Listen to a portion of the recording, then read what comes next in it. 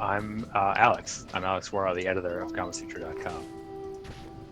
Nice jacket. Nice jacket, by the way. And we're playing this really cool game today. The game is Owlboy, and we are joined by three wonderful people who worked on the game.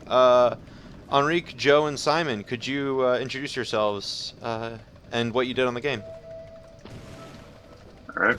I am Simon Anderson. I kind of did all the art, I suppose. And I had sort of a director role on this project. I guess you could say that. You could say I did all the art on this game. You came up with Owlboy himself, right? You came up with the little owl man, if you will? Yeah. Technically I did. Though I think the fact that he's an owl is credited to my wife. But the rest of it, I did that. And then we got Joe here. Yeah, I'm on Owlboy together with Henrik. And yeah, I do the paperwork and the boring part of the business. Okay. Were you involved in the programming at all? Yeah. Gotcha. He might be cutting in and out a little bit. Maybe that is the boring part of the business. Who knows? My name is Henrik. I also do programming together with Joe.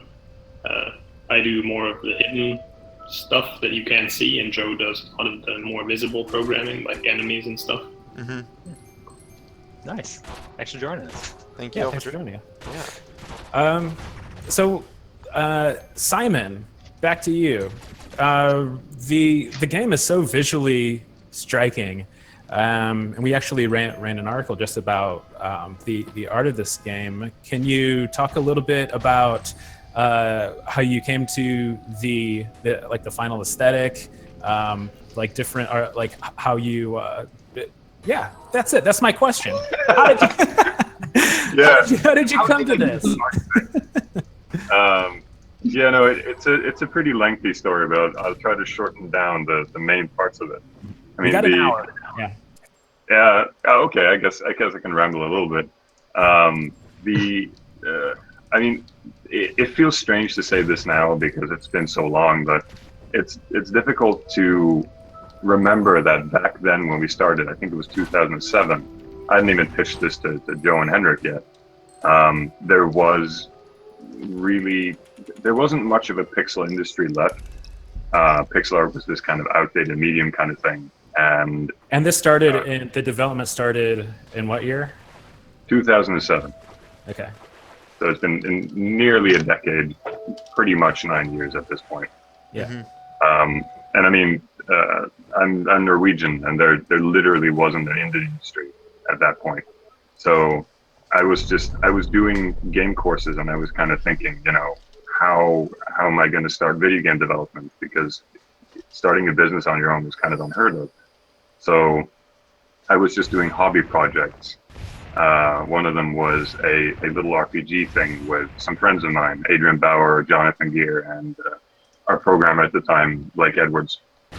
And there was this sort of desire to bring back 2D pixel art because, I taught myself how to do this thing, but I thought it was frustrating that it was treated as more of a outdated concept rather than just a medium like everything else. So I was trying to figure out what game can I create that sort of highlights what pixel art can do, and one of those things that made me come to that conclusion was Kid Icarus, because this was actually really revealed fairly recently that it was actually true, but back then there was a concept by Factor 5 that was being developed, and it had kind of leaked out where people were saying, oh, they're going to make a 3D Kid Icarus game. This is neat.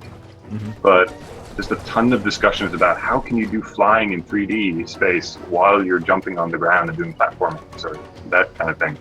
So I was thinking, how about you just do it in 2D? That gives you all that space, and you can see everything when you fly around and all that. So I started with sort of that mentality in mind, where so trying to showcase 2D in its best ways, and this concept where you could sort of get the feel of all this space around you, which ended up with a lot of focus on lighting. I wanted everything to have a lot of detail so that whenever you pass by something that looks really interesting, something that's very prominent in Owlboy is highlight shadows for everything. And there were very few games back then that did that properly, I feel. Even games like Secret of Mana and that sort of thing, they usually did it very saturated. So it was sort of a hope that we would showcase that, more subtle tones, which isn't easy because I'm a little bit colorblind, so I had a lot to work with. Yeah. And other than that,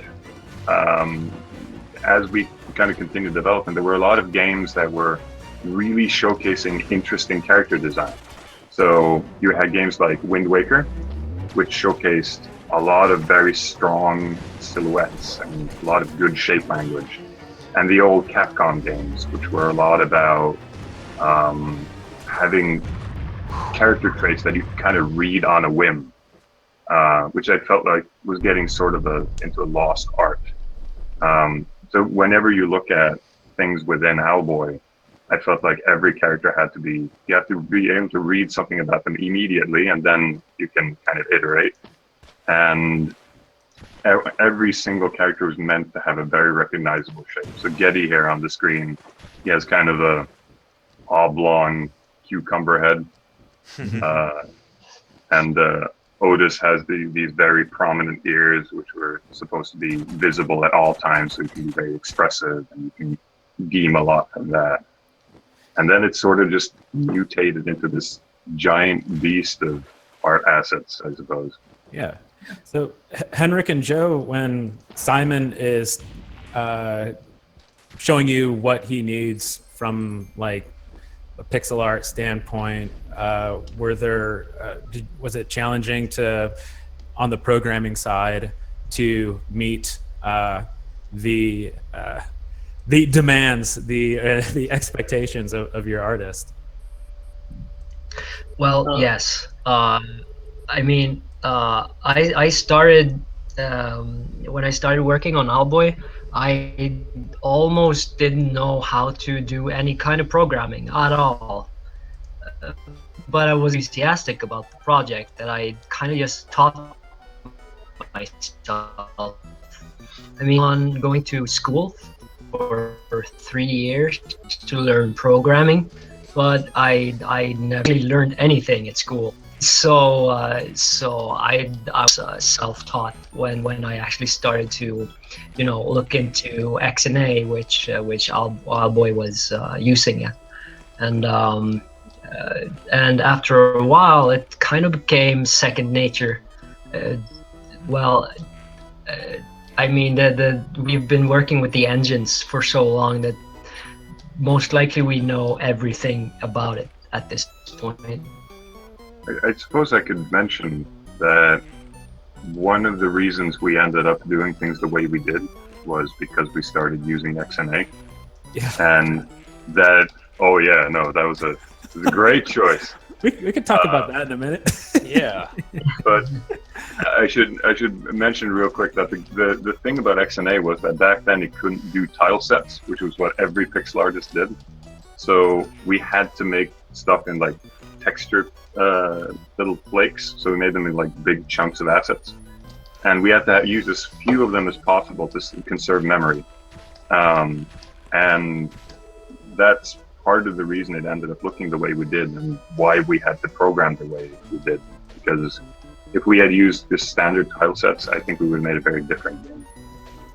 Can you elaborate on that? Because that's not. It looks like, and I think part of the coverage around Owlboy is that it looks like an idealized sort of pixel game, and so like, how do you think it would have looked significantly differently if you'd actually worked in tile sets? Well, it kind of shaped the way that we developed it and how we shaped our levels. So if you look around more of the open areas and that sort of thing, there's a lot of spaces where we can kind of just dot out pieces and then you have a fully formed island. Whereas if we had used, let's say, tile sets, then it would have been a lot more rigid. We would have to make a lot more pieces to just make it feel like it flowed properly. There's a lot of limitations on old hardware, and even though I've tried to avoid us using, quote unquote cheats, where it's heavy gradients and blur and scaling and that sort of thing, that was more for what should I call it? Consistency. Because this whole project has kind of been twofold. On one hand, pixel art has the advantage of consistency, where if everything is within the same style, it feels more cohesive. But on the other hand, if we were going to present this as sort of a how to do pixel art right, then we had to avoid cutting a lot of corners so people wouldn't sit there and nitpick about all the small pieces. So they would actually play the game instead of, acting like armchair critiques. Before we get deeper into the design talk and stuff, which I do want to get into, I really want to know where the owl came from, because you mentioned it was more your wife than yourself, I think, right? So like, how did that whole conceit come together? Oh, that was a long one. It was, we had this, well, I guess it was me at that point. We hadn't even started development, but it was, I knew that I wanted to make a game about floating islands. And so when the basic concept was just that you have to have something that can fly. So I went through roughly around a month of iterating different ideas for what that should be. And it was, I think it was flying insect, an alien, a flying dog. Couldn't use the flying dog because Okami was just released. Just so weird, the references that are coming up, just like Okami just released, so you couldn't do that. Like, oh yeah, then XNA. I was like, wasn't that a long time ago? Yeah. Anyway, go on. Real quick, we're getting some questions, great questions from the audience. I just want to give a shout out to all these wonderful folks who've shown up. There's a lot of questions about XNA and why XNA was chosen. And also, as usual, thanks Pat and Pitt for co-hosting our stream. Could you all explain a little bit about your choice to use XNA a little bit more? I think you just explained some of it, really. And you've already talked about the process that you're thinking about porting the game. Are you able to give any process updates on that process, I think, for the people in the audience? Let's have maybe I think that Henrik had something to say about XNA. Mm-hmm. Oh, no. The thing I was going to say, because you were asking about how the art has affected the project, and Simon was also talking about how the lighting was built into the sprite.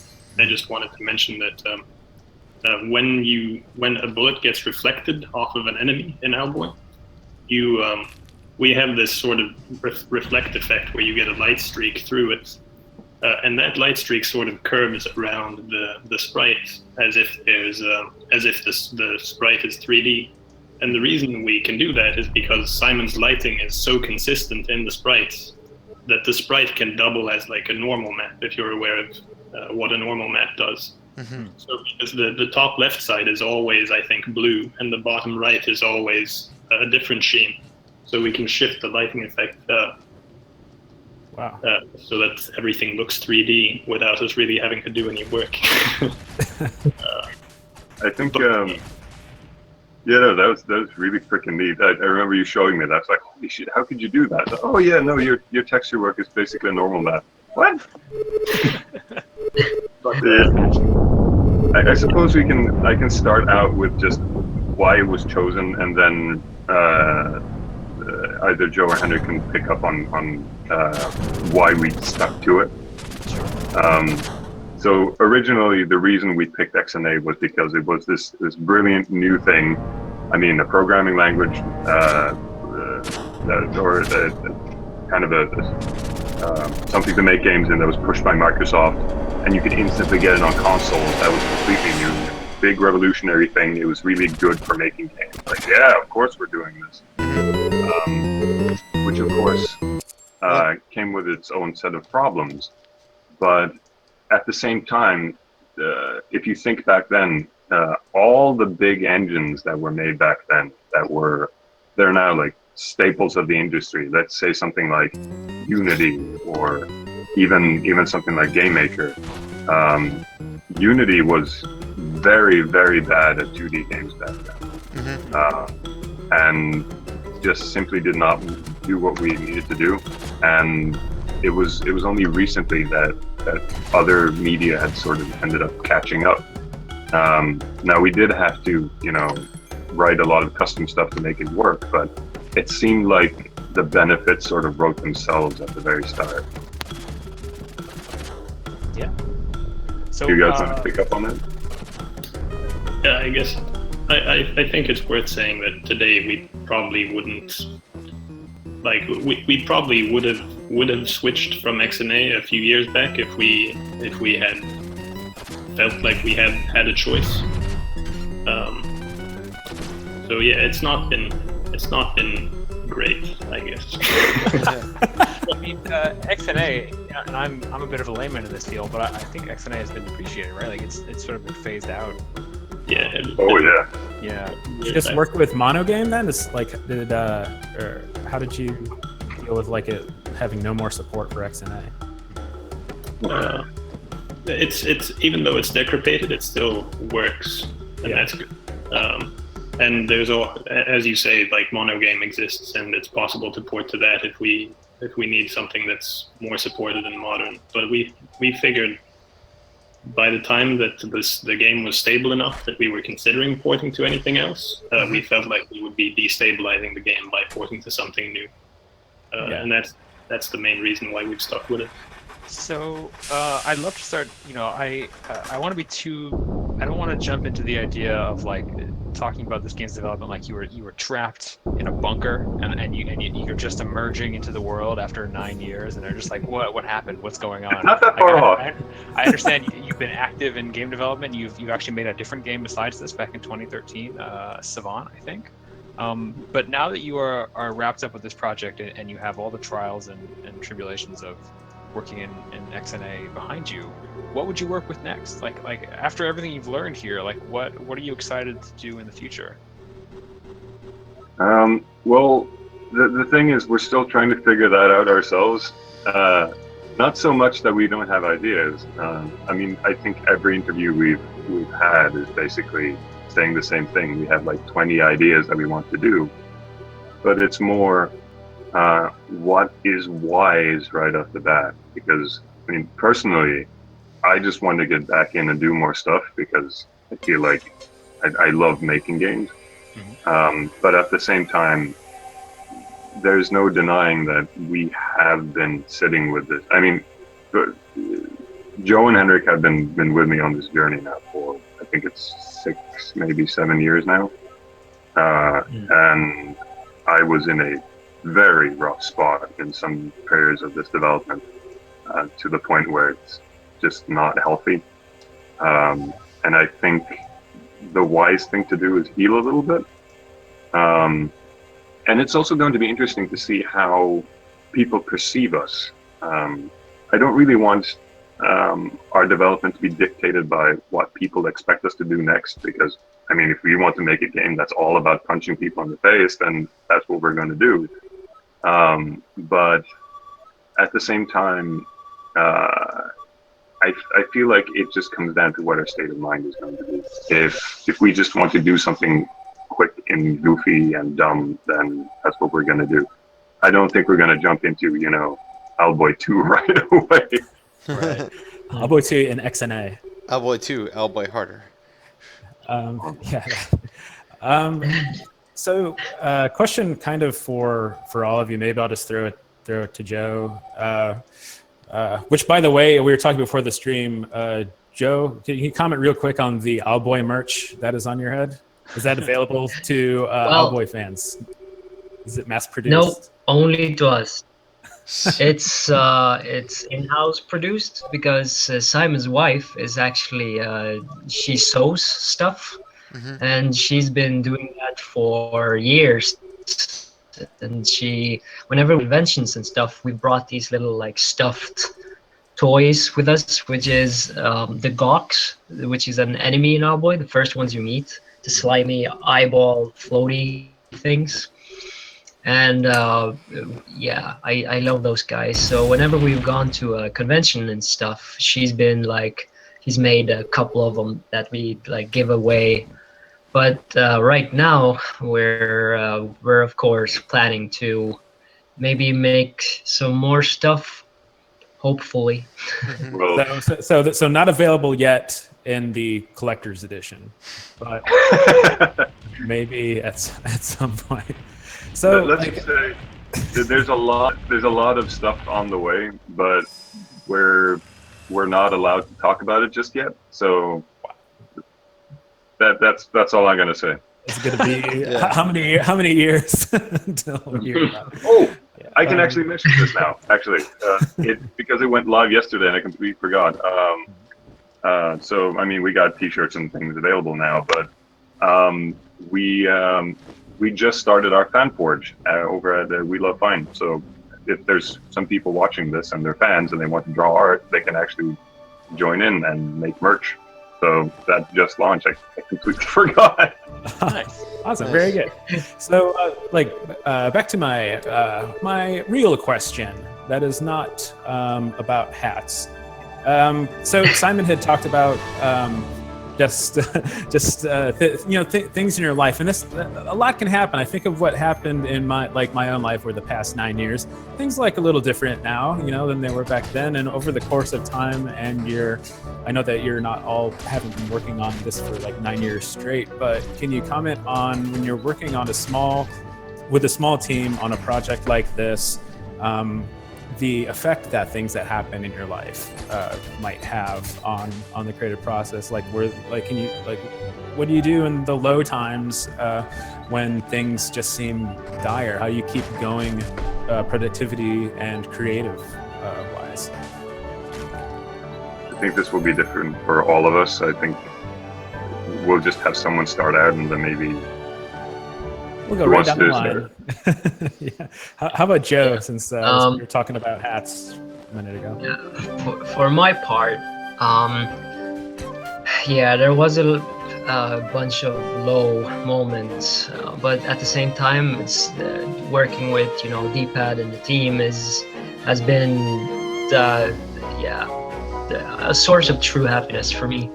So even though a lot has happened, I've kind of weaved it into the project, and I don't want to spoil the story for you, but I think you will notice in the game the places which we wrote and like made that were kind of directly influenced by what was happening in our lives at the point. And I think a lot of players feel that that was a good choice. I mean, a lot of people look at Owlboy and then they think it's a lighthearted adventure in the skies. But once you start playing the game, I think you would notice that the game actually tries to tell a little more of a story than that. Yeah. Henrik? I mostly just try to chug through whenever something bad happens. Like that might sound a bit boring, but it's I think it's actually a pretty useful thing to do. Is that you make your mind up that you're gonna. Because I mean, for us, there's not that much going on a day-to-day basis other than the work. We have things that we enjoy doing, but the work is the only constant. And we don't really take holidays. For me, at least, it doesn't really work because it just breaks up my flow, and I struggle to get back into my normal rhythm when the holiday is over. But actually, just sitting down and working, whenever I'm in a really bad mood, generally brings me out of the bad mood after a certain amount of time, which might seem counterintuitive. But usually when you're in a really bad mood is when you're the most creative, I find, because then you can, just like Joe said, you can channel it into the work, and you also you think of things that you wouldn't normally think about, and you're also sort of driven to make something that you're proud of, so that you feel less bad, you know. And there's lots of little tricks that you can employ, but for me, that's been the most important thing, is to just feeling down, okay, sit down, work, and work through it. And that's more powerful than all of the little tricks. Yeah. How about you, Simon? I mean, to me, it's kind of a mixed bag, because it's not just doing work. I've never really hid the fact that I've had pretty bad depression over the years. So that kind of came on top of that. And I've also been in a long distance relationship for the entirety of Owlboy's development. In fact, I think I met my wife just about when we started. And it was always this thing where I thought we were going to get married when I was done, and it was never really done. So that became kind of something that I felt like I had to carry for a few years. But I found two things that could kind of push me through that. On one hand, and I don't necessarily recommend this, because it's important that you have enthusiasm for a lot of different things, and no one should work on a project this long. But what I did was funnel a lot of the ideas that I had for other things into Owlboy, and kind of gave it that enthusiasm for that. So whenever I had a new idea, it's like, hey, I can do that in Owlboy too. This is great. But sometimes you're a human, and that doesn't work, and you feel like crap, and you want to go do other things, and you're really down on yourself. And what I did was I traveled to the US and stayed with my wife for about 90 days. And then she would come over to Norway and stay here. So just that change of pace and being around other people and doing other things. I mean, I'm still working, and I'm doing all the things that need to be done, and I haven't really changed anything. But you know, having some sunlight every once in a while, meeting people that I haven't seen, having a bit of a different outlook. I mean, after sitting on the plane for about 14 hours, you start to get a bit of a different perspective on the situation. So yeah. Yeah, it's interesting just talking to, because every single like game developer, really any single person who's making something of that takes a substantial amount of time, they have these kinds of, they have, like, the work that they're doing has to fit in with their lives, and vice versa a lot. So, and sometimes there's conflicts. I'm not a licensed therapist, by the way. But I appreciate you all like sharing that, because it is something that I think that a lot of game developers, whether you're working that I've talked to, you're working at a small studio or a large one, that they encounter that's why the whole work-life balance thing, that's why, like, every time you run a story about crunch on Gamasutra, everyone gets fired up about it one way or the other. Yeah, no, that's also the thing about crunch, is that everyone has this. You get a lot of work done, but you destroy yourself, and I can see how a lot of people get really up in arms about that. Yeah, and also, do you all have? I kind of assume you all have day jobs on the quote unquote, or other gigs on top of like over the course of 9 years, or over the course of work of Owlboy. Sort of. I've done some commission jobs for other companies, and I mean, not counting Savant Ascent, I'm kind of the image designer for Savant the Musician for a few years. Mm-hmm. So that got me by. I think, Joe, you had something you did. Yeah, I deliver flowers for my mom's flower shop, which was it was a great opportunity to get away from, my computer screen and actually seeing people. Yeah. So that worked out. Yeah. Even though it was just a couple of hours a day, it gave me the energy that I needed to continue working on Owlboy. Because if I was just sitting in front of my PC, well, which I kind of did, but I think we're kind of losing Joe on the connection here. Yeah. But incidentally, I worked for my mom for 3 years before I started doing this. Anyway, Henrik, how about you? When you were working on Owlboy, did you have another gig that you were doing? No, I've only had a few job offers while working on Owlboy, and I ended up turning all of them down because I didn't feel like I had time. But my main concern when, because I say I use work to push through bad moods, but the other half of that is that if you work too much, then it's a problem, and it's been a learning experience to find the right level. And so for me, the big enemy is burnout.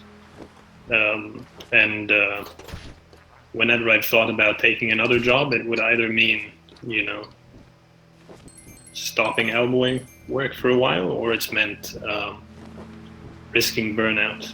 So my way of getting by has been I saved up money before we started, and before I had run out, Savant came out, and we got some sponsorships along the way. So we've had some income, and for me that was enough, along with being very stingy about food. Oh, actually, I want to point something out before we continue here, because I was looking at the gameplay screen. That cloud that you're about to fly into, Yeah. is kind of an interesting bit there, because we released a demo back in 2011, and I remember this specifically because the big twist of this, when you fly into the cloud, there were going to be these huge eyes showing up. And a lot of people have been kind of confused about that because it never showed up again. Yeah. Because we ended up changing the boss, I think, like 3 times. So a lot of people have been playing the old demo. And like, what was up with the eyes? Is there a secret clue to something later in the game? So let's stay on this financial track for a second. Talking about how you guys stayed afloat during development. I'd love to know, and I think a lot of developers would. How do you put a price on your work? How do you, what's the value of 9 years of development? How did you settle on a price point, and how's it working out for you now that you're in 2016's indie game market? It's $25, by the way, everyone. Yeah. Yeah. I don't want to spoil anything. Yeah. We ended up discussing this a lot. I saw a really bad trend, and that was, I think they call it the race to the bottom, which is essentially to nab the early purchasers and stuff, and be competitive on Steam. You try and make your game price as cheap as possible.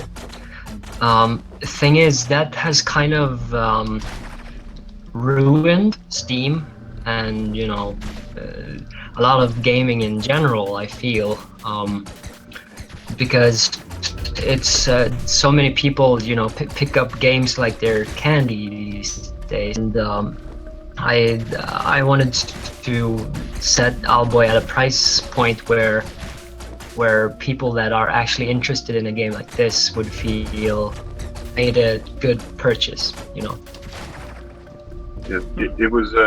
It was interesting getting feedback from that, because a lot of people said that the price point was perfect, and a lot of people got really angry. And I feel that stems from because a couple of years ago, indie games were kind of in a little bit of a rut, and they were really underselling themselves, and people kind of got used to that price point. And we always had this idea that we were going to price ourselves roughly around where Fez was. And it was really strange to see the price actually go down over time. Usually it's the opposite. So we decided that, after 9 years of work on a game that's, not quite the length, but something around an old Zelda game that felt right. And it also helps where the people that are not willing to pay for that, then they don't really have to. I mean, only the people that are really interested in the game buy it, which I feel is a good way of, picking the people that will actually enjoy something. Because we don't make this game for everyone. It's only the people that enjoy this type of game. And if you have something that's, a few bucks, then you kind of run the risk of people picking it up and giving you a negative score because it's not their type of game. And you kind of get a lot of reviews for that. I'm pretty proud of the price level that we picked for it. I think it's exactly where it needs to be.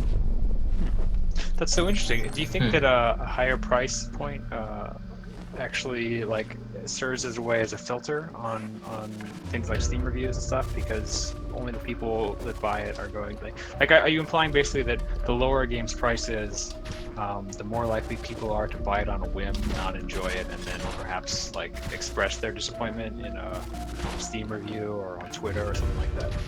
Yeah, I do think it's difficult to get correlations on that because, how do you get data on something like that? But at the same time, if you think about it in the same way that you would go out and you would see a jacket in the store, if you see a jacket and you really want it, and then you see that it's got a fairly high price tag, then you sit around and think about it until you actually get it. But if you see the same jacket and it's really cheap, you pick it up and you're like, this wasn't really for me, because you didn't have that drive to get it in the first place. But at the same time, it's just that would be very anecdotal, I feel. I think the more the better reasoning would be that this is roughly the price that I would say that you would have to pay for something like this. I still have my copy of Majora's Mask sitting on my shelf, which is at 600 kroner. Joe, could you help me convert that to US dollars? Yeah, I think that's $80. I think that's the price. Yeah. And that was in around the 2000s, wasn't it? So if prices are anything comparatively, and you're thinking about inflation and everything, then technically it should cost a lot more. But we've kind of pushed things down for so many years that we're used to not paying for things. So I feel like I think it's roughly where it needs to be. Yeah. Fair. Yeah, definitely. The we haven't really talked about it quite explicitly, but it's just kind of come up a little bit in the background. But the length of time, again, this it's something you're maybe all fed up with. Are you all fed up with talking about how long this game? It's all like this us press. Sorry. That's all. That's other things. But it's like all that we seem to like bring up. Yeah. But still, it's interesting seeing how the stories that come up and a lot of the press that has latched on to the story of Owlboy is this game took a very long time. Is that something that you expected would be a marketing or like a publicity hook? Like once this game started getting closer to completion? Henrik or Joe, sorry, yeah. Oh, yeah. Go ahead, Joe. Go on. Yeah. I always expected it because it's what people have been bringing up the most. Whenever we've been at conventions and stuff, that's where people ask us. So when is Owlboy coming out? And after a couple of years, we were just like, okay, so we're expecting this question to be asked like 100 times today. So what we started thinking is when we actually have a launch date for this, we make it kind of a big announcement because so many people are asking this question. So what we did was at PAX this year, we were offered to hold a panel, and we decided to, okay, by this panel, we're going to finally nail down the release date of Owlboy, which is what we did. Yeah, it kind of was on its way to becoming the Half-Life 3 of indie games there for a little bit. It's a strange thing too, because there's been a lot of games recently that have been in development for a long time that have not delivered on their promises. And I mean, we could never guarantee that, but it was still something we knew people would talk about. But at the same time, we're also not the only ones. It just so happened that the same week that we decided to announce I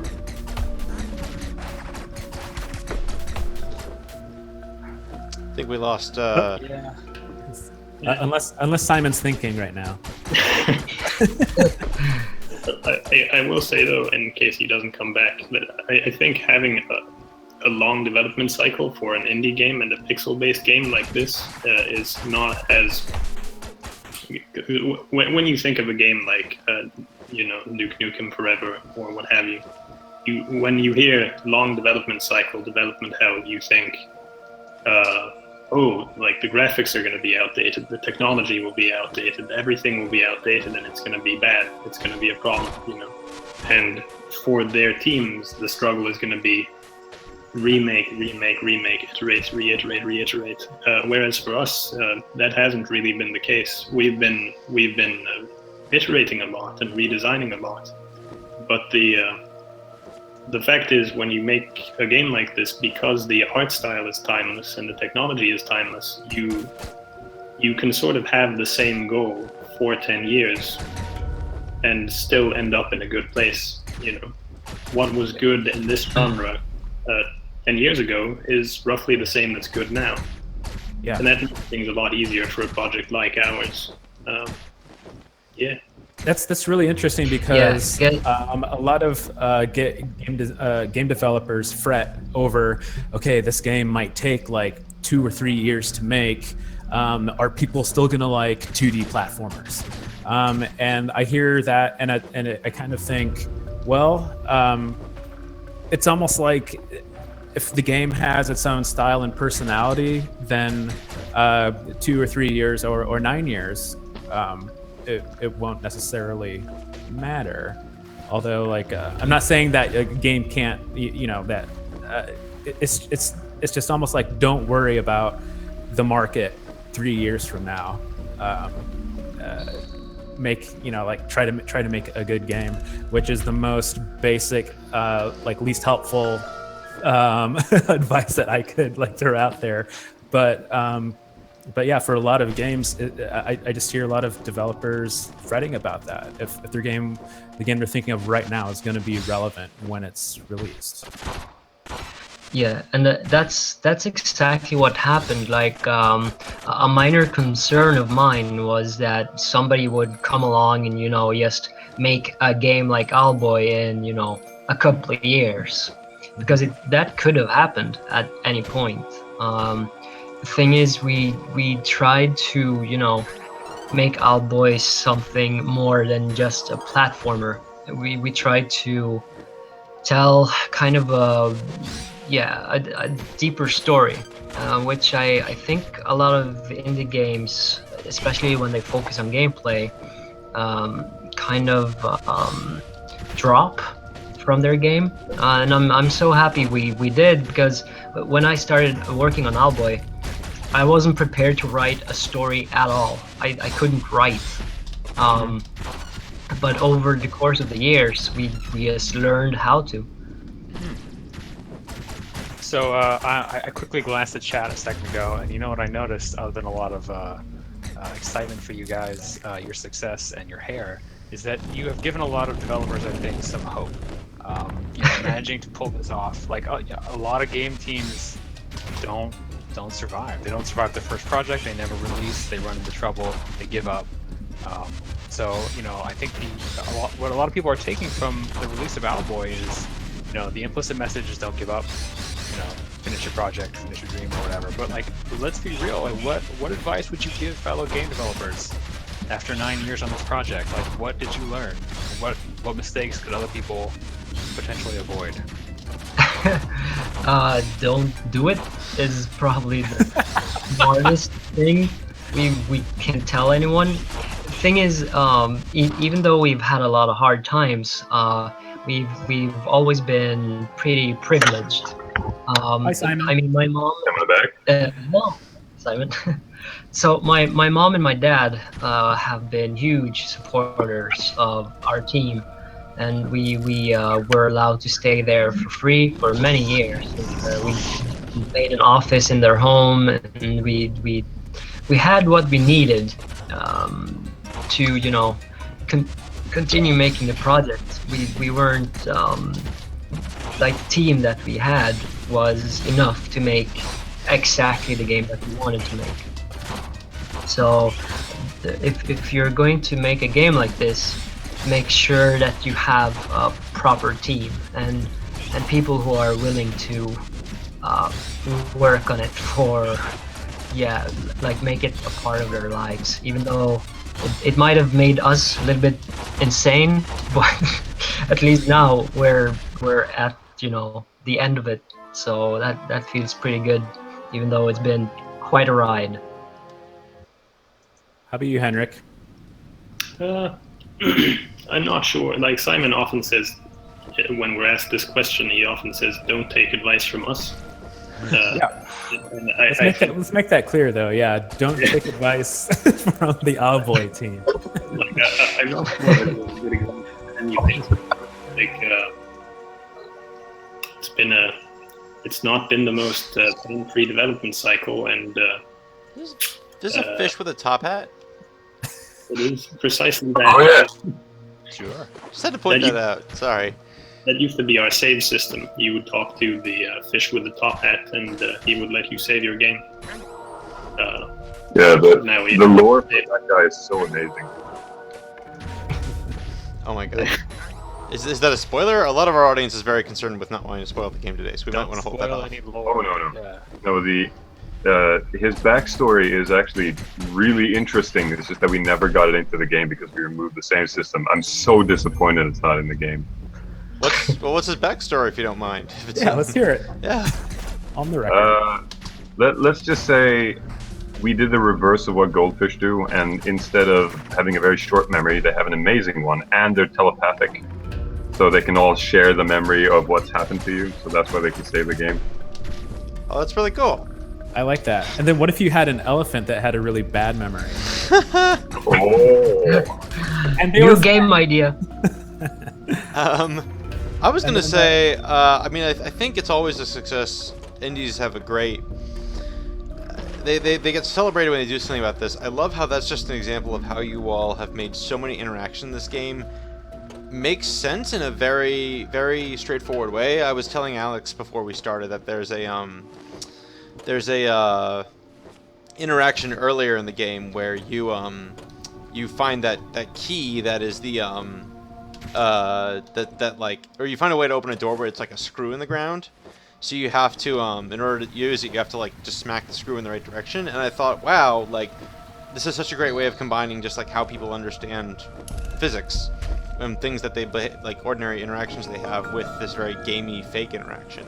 And it felt very nice and intuitive. And I think that's what's making Owlboy grow on me is the fact that so many of its interactions feel thought out. Like even just pulling your health packs out of the ground, like there's always this little like interaction. with strong the verbs, the gameplay are verbs are like very strong. It has good game feel. Wish, yeah. Tactile. That was one of the things that we really wanted, and I feel is missing from a lot of games now, is that you miss a lot of that interactivity. I'm always really bored with games that take away the physical aspect instead of just allowing you to do it. I mean, the fruit is a good example because we used to just have it where you would buy soup to heal you back up, or you would pick up something like the fairies in Zelda. I think they were little fireflies. Then you get it back, but there's no interaction for that. You didn't work for it, and it doesn't feel like you're actually holding this thing. So picking stuff up and throwing it in your mouth is a lot more satisfying. It's just a small thing. But It's interesting because in this kind of really strong interaction has what might be being lost in some ways in like on the flat screen. Like we've been covering virtual reality a lot, and all of a sudden, like this kind of stuff matters. Like if I don't know if any of you've played like Job Simulator, and like the verb is grab, smash, pull. Everything is like a really strong squish. I just saw squish in Owlboy. So it's just interesting to see the importance in like kind of an evolution of the medium of interactivity. yeah, Yeah. I haven't really messed around with VR too much, but the good thing about standard game development is you already have that level of abstraction when you're holding the controller. So Yeah. when you don't have to think too much about, am I actually holding this thing? You can just kind of imply it. Whereas in VR, you can kind of create this strange dissonance when you do things.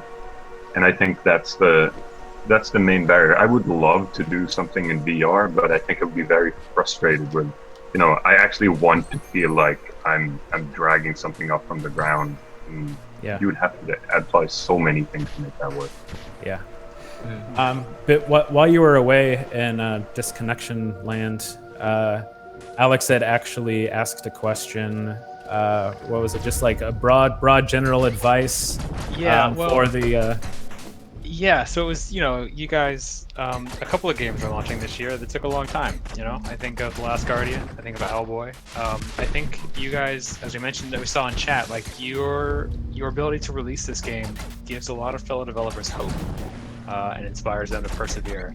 And that's a good lesson to take away, but there must be more to it. So what advice would you give other designers, other game developers? Like what mistakes would you hope they could avoid? That you did not.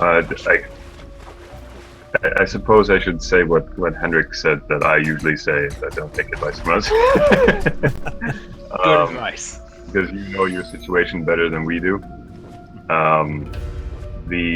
You also have to make stuff for your own situation. I mean, I don't know what you are as a developer, and your games likely have different goals than we do.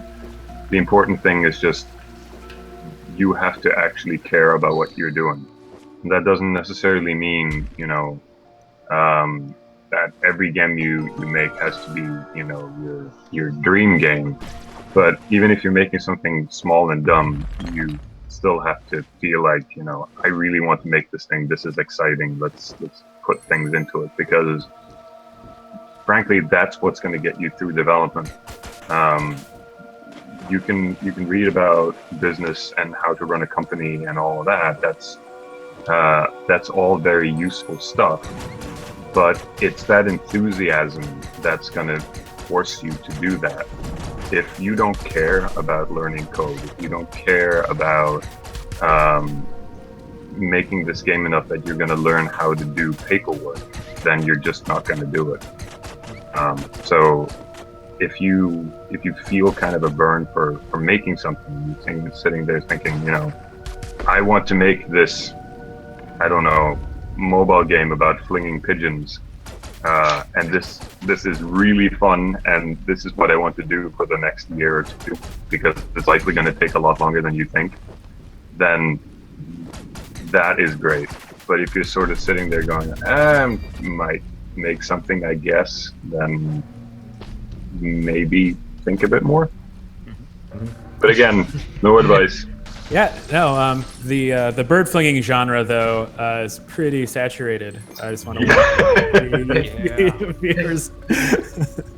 Yeah, I mean it's interesting hearing that whenever we ask a question like that, mostly, and even at GDC talks, particularly indie developers, they just absolve themselves from like any results of taking their advice, like you did earlier with your I'm not a therapist. Yeah, exactly. Yeah, just like don't. I think that's probably the best the way to approach it, as like this worked for us. and it's not necessarily right for your situation, but I do think it's helpful for people to hear what exactly people did. So, yeah, and maybe for the last couple minutes, we have about 2.5 minutes here. Let's see what Brian's up to over here. We're somewhere in the Owl Temple. We're looking to get this temple back online, I guess, because it's just not like something that people have control of right now. I've just been consistently pleasantly surprised by the way puzzles turn up, and I realize I can solve them based on a little bit of knowledge I had earlier. Had some brief trouble with the first Rain Cloud puzzle, but now everything's layering on itself very well. And there was actually a great moment earlier where I was dying over and over again to this room full of enemies, and I was trying to take the advice of the chat and how to defeat the enemies, and I thought, well, then I realized, like, wait, what if I don't have to fight them at all? And I loved that. I think that was the actual solution to that room.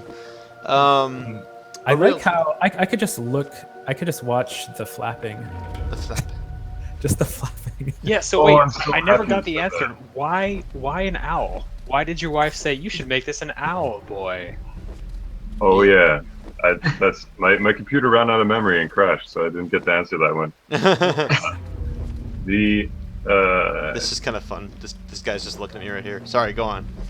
Oh yeah, the molts. I love them. I just love those squeak they do when they notice you. So good. Okay, so the point I was getting to was that we went through a ton of different iterations on what this character could be. There was nothing set in stone. I think the closest I got to a character was a girl that was flying with her pigtails, like propellers, and then I was considering a seagull, but it looked just kind of a bit weird.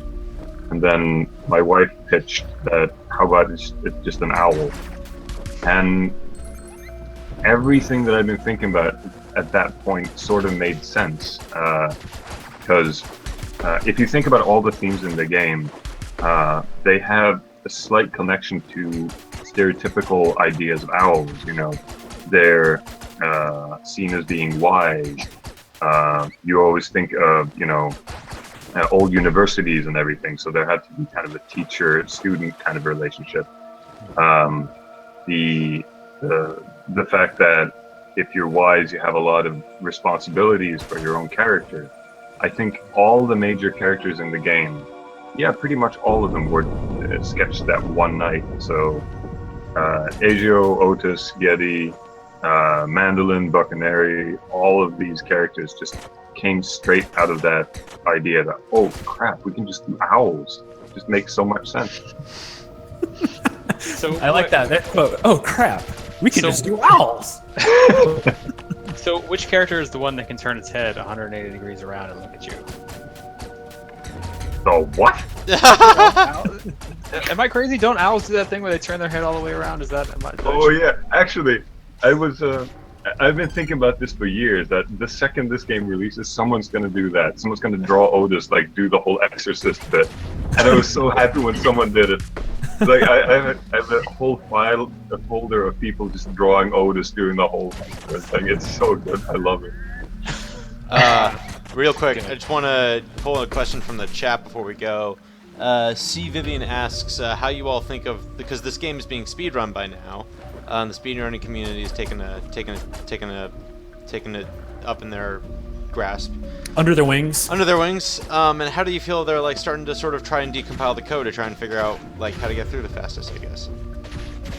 That's actually been really fun. Because we received an email pretty early on after release from a speedrunner who said that, hey, we've been breaking your game really badly and we can beat it in like 2 hours or so.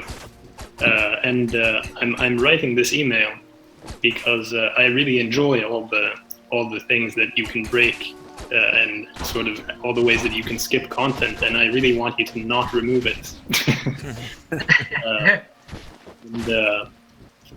That was sort of a big dilemma because on one hand it's like the game is super buggy in a way, so that, you know, that this could become a problem for normal players, but on the other hand, like I always thought it was really cool how in the old days all games used their own engines and all games had very different code and different mechanics, so that you could find eccentricities in them and exploit those in completely different ways. Yeah. And it's sort of part of how I romanticize old games. And so we've talked quite a bit to speedrunners now, actually, and tried to make sure that they can do what they do without us breaking it, and we'll try to fix it for normal players in ways that don't ruin the fun. Yeah. I should. No, please go on. Sorry, I have one thing I want to say and then one thing I need to ask.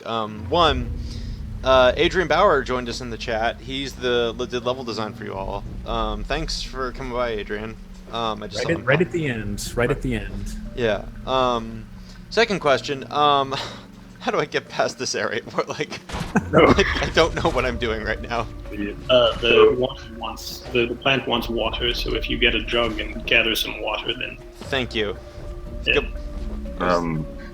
I suppose I can add to what Hendrik said, because this is something I've wanted to address more in public, because it's really interesting to me. On one hand, Hendrik mentioned the speedrunning stuff, and we had one guy, I don't know how he did it, but he managed to get out of bounds, fly around one of the bigger scenes in the game where we had just a bunch of temp text, which makes the main villain just look like a complete idiot. It was glorious. But that points back to something that I've been really interested in now, which is people interpreting more of the deeper mysteries of the game. And just as a kind of as a thought on that, there is a ton of stuff that you can find in the game if you just dig through the code, because we basically did almost a sequel's worth of content in the game just because it wasn't fun. So there's tons and tons and tons of stuff that you can find, but pretty much all the stuff that people have been digging really hard to find answers to is right there on the surface in the main game. You can figure out any mystery that you want that everyone's been asking us about from the main game. So that is interesting. Yeah. You're gonna find a lot of weird stuff that will not make sense if you dig hard enough. Let me just say that. All right, I think that's a good mysterious way to wrap up this really excellent hangout here. So I could talk to you all for a lot longer, but it's time to go. It's time to go. Yeah, congratulations. You wasted another perfectly good hour listening to us on Gamasutra. Thank you, Kartog. This is great. The game is Owlboy. The developer is D-Pad Studio, and we've had Simon, Joe, and Enrique. I think Enrique or Henrik. Henrik. Yeah. Sorry. Went for the French version. We've had them joining us today. It's a really cool game. We've talked about like how interactive it is, how much these folks have poured their heart and soul into it, and you can really feel it at every second. So I assume a lot of you here are already checking it out because you all seem like fans in the chat. But you should, if you haven't. Everyone's already hacking it. Yeah, everyone's hacking into the. Going Hackerman on it. But yeah, it's time for us to go. Thank you all for coming out. Please be sure to subscribe to the channel if you want to hear from other developers, indie and AAA, about making games, because that's what we do here. So yeah, I'm Brian Francis, contributing editor to Gamasutra, and I have Chris and Alex. Can you sign yourselves out? I'm going to sign myself out. This is Chris Graft, editor-in-chief of Gamasutra, signing out.